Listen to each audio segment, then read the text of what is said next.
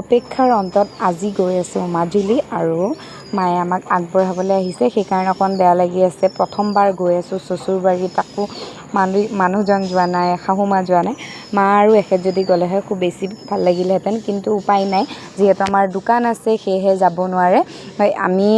মোক শহুৰ দেউতাই ল'বলৈ আহিছিলে আৰু লগতে মোৰ দেউতাক লৈ গৈছোঁ, কাৰণ দুটা বাবুক লৈ মোৰ অলপ অসুবিধা হ'ব, সেয়েহে দেউতাক লৈ গৈছোঁ আৰু এখেতে আনিবলৈ যাব।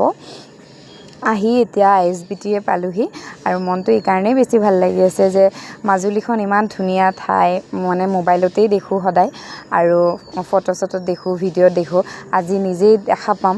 আৰু এয়া মালিক আহি আছে মোৰ দেই, কৈ আছোঁ ৰ'ব। আৰু যিহেতু এখেতৰ জন্মস্থান, সেইবাবে আৰু বেছি স্পেচিয়েল আৰু বেছি ভাল লগা এখন ঠাই।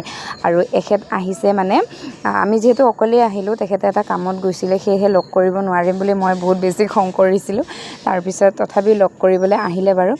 আহি এতিয়া এখেতে ISBT মানে গেটৰ ওচৰত নামি দিব আৰু সেইখিনি ভিডিঅ' আৰু কৰিব নোৱাৰিলোঁ, কাৰণ মই অলপ ইম'শ্যনেল হৈ গৈছিলোঁতো, আৰু সেই ইম'শ্যনেল হৈ যোৱা ভিডিঅ'খিনিতো আৰু কোনো কৰি দিব নোৱাৰে, গতিকে নিজেও নকৰিলোঁ আৰু। যিয়ে হওক এখেতে গ'ল আৰু এয়া আহি ক'ত পালোঁ জানেনে? সেয়া কিন্তু গোগামুখ দেই। ৰাতি আৰু ভিডিঅ' কৰিব নোৱাৰিলোঁ, মনো অলপমান দিগদাৰ দি আছিলে, কাৰণ ইমান সময়ৰ এটা জাৰ্ণি, যিহেতু গোটেই ৰাতিটো নাইট চুপাৰত অহা হৈছে।